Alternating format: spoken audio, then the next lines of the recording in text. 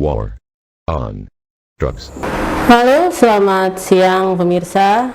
Ketemu lagi dengan podcast kita P2M BNN Kabupaten Tanah Laut. Yang hari ini kita berada di Rutan kelas 2B Pelai Hari, Kabupaten Tanah Laut, Kalimantan Selatan. Kita hari ini tidak podcast di ruangan ya, tapi bukan di ruangan P2M hari ini, tapi kita khusus menuju Rutan kelas 2B Pelai Hari, di mana kita ada di ruangan Humas Rutan Pelai Hari. Kita bekerja sama dalam hal diseminasi informasi, dan kita hari ini kedatangan tamu, yaitu sebut saja Abang Bagong ya. Beliau ini sebagai narasumber kita, di mana beliau adalah merupakan bukan napi ya, tapi apa ya namanya Pak? Warga binaan. Nah itu warga binaan. Jadi santai saja Bang Bagong. Sebagai warga binaan di sini kita akan berbagi bagaimana jalan hidupnya, mulai dari awal sampai terkena narkoba sampai akhirnya masuk ke sini. Jadi mungkin garis besarnya narkoba itu menjerumuskan ke penjara. Ya Bang Bagong ya. Betul. Gimana kabarnya nih Bang Bagong nih hari ini? Alhamdulillah baik Bu. Alhamdulillah baik. Ini saya lihat udah berseri-seri nih. Gimana? Habis dari masjid atau dari mana nih? Dari masjid Bu, habis melaksanakan sholat zuhur berjamaah Bu. Oh alhamdulillah, beliau melaksanakan sholat zuhur berjamaah ya. Alhamdulillah sekali. Artinya segala sesuatu itu berkembang ya Bang Bagong. Berkembang dari yang dulu menjadi yang sekarang, menjadi yang akan datang. Mudah-mudahan akan datangnya lagi jalannya bagus menuju ke arah kebenaran ya. Amin. Amin. Gimana Bang Bagong? Dulu sebelum masuk ke sini, kira-kira pekerjaan Abang ini sebagai apa? Dulunya saya DJ di joki salah satu tempat hiburan Bu. DJ ya? Iya. Dugem dong? Dugem ya? Tiap malam ya? Tiap malam ya bukanya? Tiap malam Bu. Tiap malam bukanya. Oke, terus gimana ceritanya Bang Bagong ini berkenalan dengan narkoba awalnya? Awalnya dari nge-DJ dulu, kemudian gimana ditawarin atau gimana? Silahkan dijelaskan deh pada rekan-rekan kita. Ya dari tempat hiburan dulu tuh awalnya Bu. Dulunya dari mengkonsumsi Inex Bu. Inex ya? Iya. Dari Inex terus coba-coba lagi dengan yang namanya sabu Bu. Sabu jenis apa nih? KW atau sabu yang high class atau gimana? Ya yang belak loh Bu. Ya. Kalau Inex jenis apa aja tuh Bang Bagong? Banyak Bu, jenis Inexen macam-macam, mereknya macam-macam. Ada yang dari Panda, ada yang Penguin juga. Banyak merek ya? Banyak merek Bu. Yang Abang ketahui kira-kira sekitar mereknya ada berapa itu kira-kira yang udah dikonsumsi? Puluhan sudah Bu. Puluhan ya? Berarti dari berbagai macam produsen juga ya? Mungkin Bu. Kira-kira itu barang itu masuknya dari mana? Dari negara mana? Misalnya dari daerah mana? Nggak tahu ya? Kurang tahu Bu. Tiba-tiba ada yang nganter aja ya? Iya. Jadi awalnya untuk konsumsi sendiri? Betul Bu. Terus kemudian gimana nih ceritanya? Setelah mengkonsumsi sendiri, apakah dibagikan ke orang lain ataukah dijual atau gimana? Silahkan diceritakan deh, biar teman-teman kita tahu. Dari awal-awalnya untuk mengkonsumsi sendiri Bu. Lama-kelamaan dengan beli, akhirnya nggak nuntut Bu uangnya Bu. Dan akhirnya terjerumus untuk ikut di dalam peredarannya Bu. Oh iya, berarti kecanduan ya akhirnya ya? Sangat kecanduan. Kelas apa itu kecanduannya? Kelas berat, kelas ringan, atau kelas apa nih? Mungkin bisa dikatakan kelas berat Bu. Kelas berat ya? Oke. Tapi kira-kira dari segi ekonomi gimana nih untuk jual beli narkoba itu sendiri? Apakah menguntungkan ataukah gimana hasil dari penjualan itu? Enggak juga Bu. Hasil dari penjualan itu ya untuk kebutuhan konsumsi sendiri Bu. Untuk dikonsumsi lagi ternyata ya. Berarti awalnya itu berkenalan, kemudian berbagai merek narkoba dikonsumsi, kemudian kecanduan, akhirnya nggak ada uang untuk itu, untuk membeli, jadilah penjual. Betul. Hasil dari penjualan, kemudian dibeli lagi, untuk konsumsi lagi. Iya Bu, untuk Tapi nggak ada untungnya dong ya? nggak ada Bu, nggak ada bikin kaya Bu. Oh, nggak bikin kaya, kata Bang Bagong nih. Jadi itulah teman-teman. Artinya di mana-mana ya, Bang Bagong ya, narkoba itu membuat kita kecanduan dan tidak membuat kita jadi kaya ya, Bang. Betul Bu. Tapi ternyata akhirnya di sini ya tempatnya, Itulah Bu. di hutan. Mudah-mudahan nanti bisa ini ya, Amin Bu. bisa berproses. Kemudian kira-kira kalau jenis apa aja sih selain Inex, sabu? Yang saya konsumsi cuman Inex dan sabu. Kalau mengkonsumsinya rame-rame atau gimana tuh Bang? Ya ada momen yang rame-rame, ada yang momen nanti sendiri ada juga. Ada yang sendiri ya? Sendiri berarti di rumah sendiri? Pernah di rumah sendiri? Sendiri sebelum berangkat kerja Bu. Oh, sebelum berangkat kerja ya? Supaya gimana tuh? Iya, untuk doping Bu. Untuk doping? Nah, jadi teman-teman dengarin nih kata Bang Bagong nih, untuk doping. Awalnya untuk doping ya Bang? Untuk doping Bu. Tapi ternyata lama-lama loyo ya, nambah terus. Iya Bu, Nambah terus, jadi kalau mau kerja, make. kebiasaan jadinya. Betul. Kira-kira udah punya keluarga? Sudah punya Bu. Oh, udah punya keluarga. Apakah uang penjualan itu cukup untuk memenuhi kebutuhan keluarga atau gimana nih? Dari uang penjualan itukah, dari penjualan narkobakah bisa menutupi kebutuhan keluarga? Enggak Bu, untuk menutupi kebutuhan memakainya. Jadi memakai, kemudian uangnya untuk memakai lagi ya. Jadi Bahkan bisa keteteran Bu. wah, bahkan bisa keteteran. Udah kerja dipakai. Ini nih narasumber kita yang satu nih. Jadi ini sebagai pengalaman kita. Begitu menggunakan narkoba, kemudian dosis bertambah, keterusan, akhirnya tidak punya uang, jadi penjual, dan akhirnya tambah keteteran ya, untuk membeli. Nah, jadi tidak ada untungnya sama sekali sebenarnya. Sangat Bu. Sangat ya. Kira-kira itu pengalaman dalam hidup Abang itu pengalaman yang seperti apa? Abang bisa menilainya itu, pengalaman untuk memakai narkoba itu. Pengalaman yang paling burukkah di dalam hidup? Sangat Bu, sangat buruk. Sangat buruk. Memisahkan anak, istri dan keluarga Bu. Ada penyesalan di situ Bang. Ada penyesalannya. Jadi kira-kira kalau boleh tahu nih berapa tahun kira-kira di dalam lapas? Hukuman saya 8 tahun Bu. 8 tahun ya. Jadi selama di dalam lapas ini kira-kira apa saja yang dilakukan? Alhamdulillah saya di lapas ini dipercaya sebagai pengurus masjid Bu. Oh, alhamdulillah jadi pengurus masjid ya. Betul Bu. Berarti ada kemajuan dong begitu di dalam sini. Alhamdulillah Bu. Berarti kalau bisa kita prediksi nih ke depannya, seandainya Abang nggak ketangkap, bisa-bisa bertambah ya? Iya Bu. Betul Bu.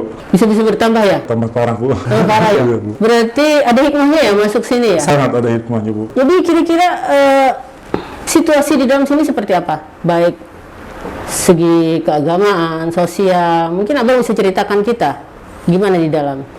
Alhamdulillah bapak-bapak di sini sama kami warga binaan sangat memperhatikan kami Bu.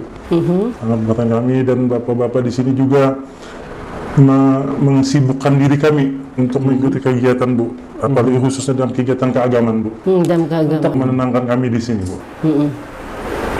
Jadi ngomong-ngomong nih, sampai dipilih menjadi ketua masjid sini, kira-kira basicnya Bang Bagong ini apa? Sekolahnya maksud saya, apakah pernah di pondok atau gimana? Ya dulu pernah di pondok Bu, tapi tidak selesai.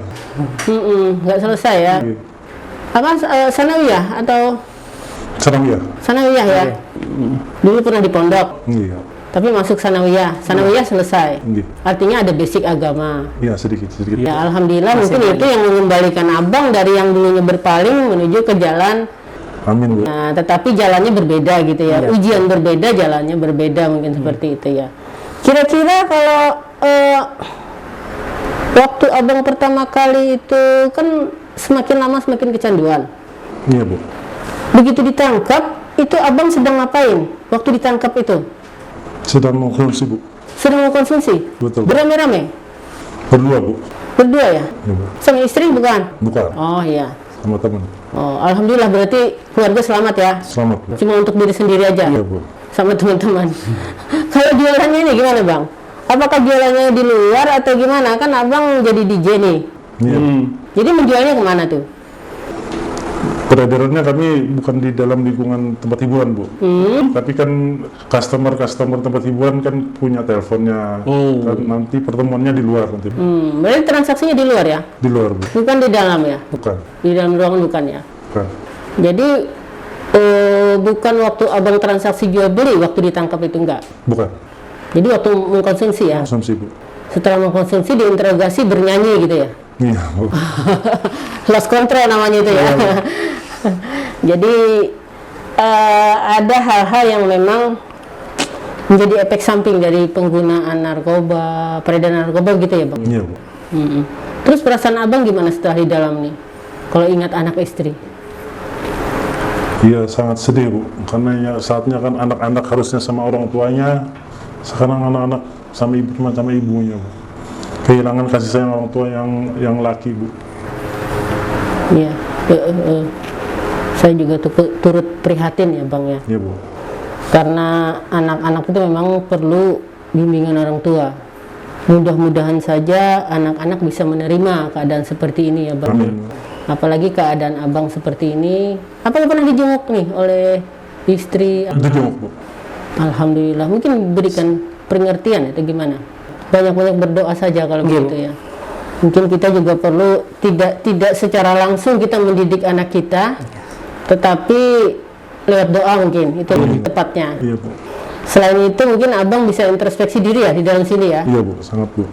Kira-kira nih kalau Abang bandingkan kehidupan yang di luar, yang bebas, yang DJ, yang apa istilahnya musik dan sebagainya gemerlap, Iya Bu. ada wanita-wanita, diskotik dan sebagainya, dibanding di dalam sini, kira-kira seperti apa Abang bandingkan? Senang di sana atau senang yang seperti ini?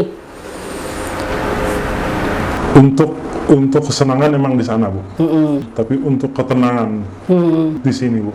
Ketenangan di sini ya. Iya Bu. Artinya Abang bisa lebih memahami diri sendiri lagi, Iya Bu.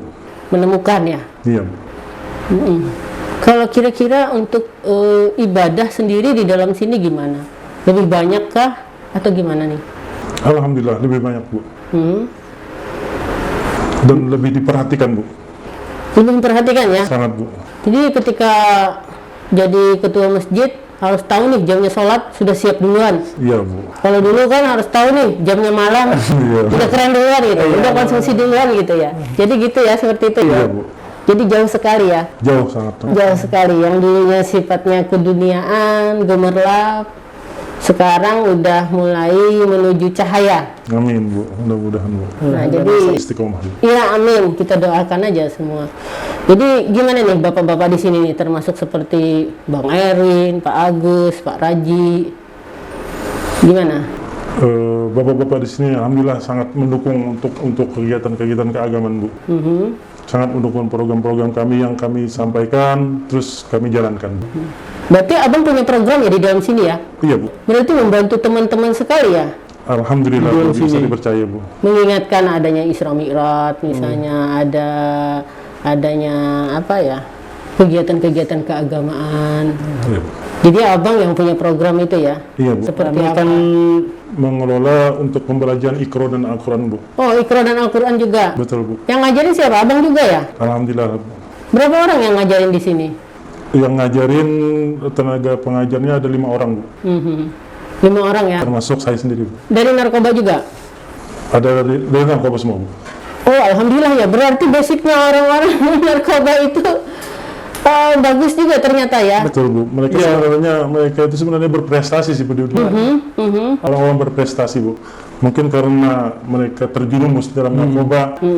Ya jadinya begitu Bu. Ya mungkin jalannya Tuhan mengembalikan kita kan Betul Bu. dari dunia yang gemerlap ke jalan ya fitrahnya manusia lah ya. Iya betul Bu. Seperti itu ya. Fitrahnya manusia dalam ketaatan Bu. Betul. Dalam tuntunan. Betul, dalam tuntunan. Kalau dulu nggak ada tuntunannya, tapi tontonan ya. nih.